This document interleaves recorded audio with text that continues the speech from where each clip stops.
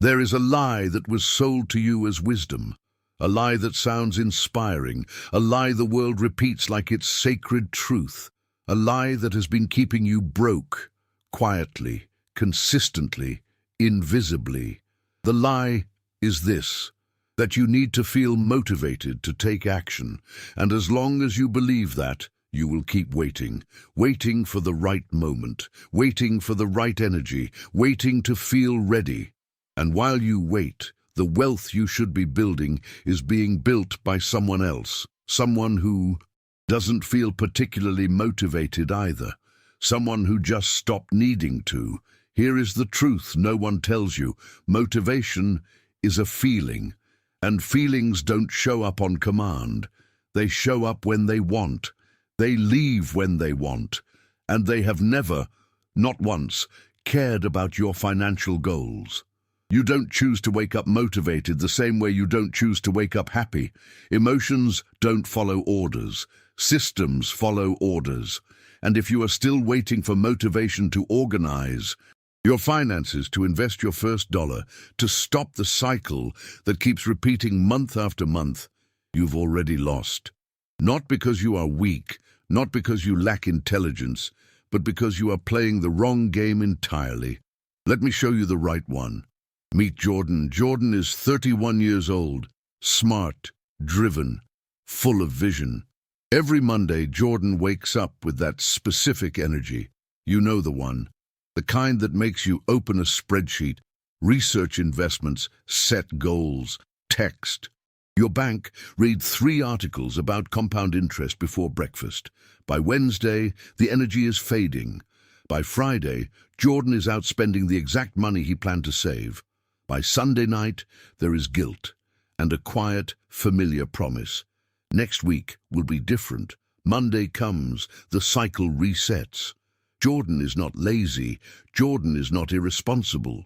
Jordan is addicted to motivation. Motivation became his drug. Without it, he can't act. With it, he plans beautifully and executes almost nothing. And after years of this pattern, no savings, no investments, no financial progress, just a long series of inspired Mondays that get undone by uninspired Fridays. This is what motivation dependency does to a financial life. And the question I need to ask you right now is uncomfortable. Are you Jordan? Not a version of Jordan who is worse. Maybe a version who is more subtle. Maybe your Mondays look like a podcast you got excited about. Maybe your Fridays look like a subscription you forgot to cancel. Maybe your cycle is slower, quarterly instead of weekly, but it is the same cycle. If there is any recognition in your body right now, stay with it. That recognition is the beginning of something. Let's go deeper, because the surface explanation isn't enough. The human brain is, at its core, a prediction machine. It doesn't operate in the present moment. It operates in patterns. Every single time you try to do something new with money, save, invest, change a habit, stop a behavior, your brain identifies that as a deviation from the established pattern, and deviation from pattern is processed as threat, not metaphorically, physiologically. Your nervous system cannot distinguish between the threat of a predator and the threat of doing something unfamiliar. Both activate the same alarm system. Both produce the same pull toward what is known, what is safe, what is familiar. And for a significant portion of people, financial scarcity is familiar, not comfortable, familiar. The bills, the low balance, the quiet dread at the end of the month. These are painful, but they are known. And known is what the nervous system protects.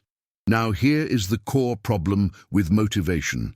Motivation is new emotional energy trying to operate an old system.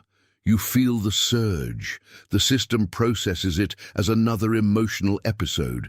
And when the emotion fades, as emotions always do, the system returns to default, to the pattern, to the familiar, to Jordan's Friday. Motivation doesn't reprogram systems. Repetition reprograms systems. This is not philosophy. This is neuroscience. Every time you perform a behavior, regardless of how you feel, you inscribe that behavior more deeply into your operating system. Every time you wait for motivation before acting, you're teaching your brain that action requires emotional permission. And emotional permission is rare. You are, quite literally, training yourself to be financially inefficient.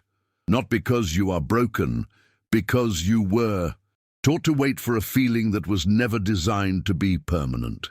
So what replaces motivation? 3 things, and none of them will feel good immediately. That discomfort is part of the transformation. Don't skip it.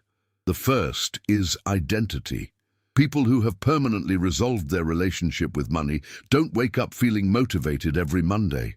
They wake up with an identity. There is a brutal difference between "I am trying to save money" and "I am someone who saves money." The first sentence describes a behavior you are attempting. The second describes who you are, and people act in alignment with who they believe they are, not in alignment with what they are trying to do. Think about it. Someone who identifies as a runner doesn't deliberate every morning about whether they feel like running. Running is what runners do, not because they're motivated, because they're runners. The person who has resolved their finances doesn't deliberate about whether they feel like transferring money to savings on payday. It happens automatically. It is part of who they are. But here is the trap most people fall into. They wait for the identity to emerge from the behavior. They think, once I start consistently saving, I'll feel like someone who saves. It works the other way. You declare the identity first. Then you act from it, especially when you don't feel like it, especially when it's Friday and the old pull is strong. The behavior follows the belief, not the other way. Around. So the first question I want to leave with you is this: who do you say you are when no one is watching, when no one is asking, when the account is low and the month is long? That answer is your current financial ceiling. The second thing that replaces motivation is architecture, not willpower, not discipline, not a firmer resolve to do better. Architecture. Willpower is a resource. It depletes. By the time Friday rolls around, after a full week of decisions and pressures and emotional expenditure, your willpower is nearly gone, and motivation left on Wednesday. So what makes the behavior happen anyway? You build systems that remove the need for willpower entirely. The automatic transfer that happens the moment your paycheck arrives, before you can see the money, before you can decide to figure it out later. The investment that processes without you ever touching it. The spending category in your budget with a hard limit that you don't renegotiate every month. Architecture is the decision you make once, in a moment of clarity, that executes automatically in every future moment of weakness.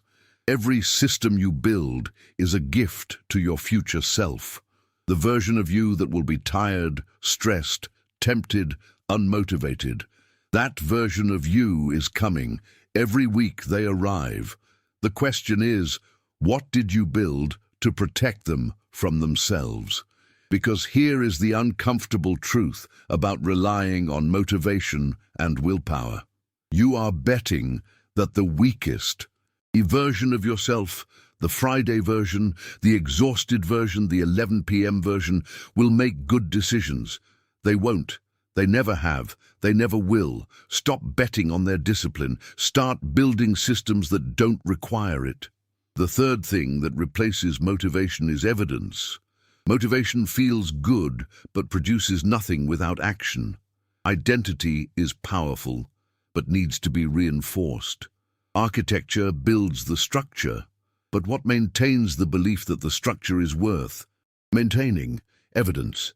Specifically the evidence that you are in fact becoming who you said you are. This is why tracking matters, not because spreadsheets are exciting, but because seeing the number grow, even slowly, even by amounts that seem irrelevant, provides the neurological confirmation that the new identity is real. Your brain is watching you. Every time you follow through on a financial commitment, even a small one, your brain registers it. The unconscious belief about who you are updates incrementally toward the new identity.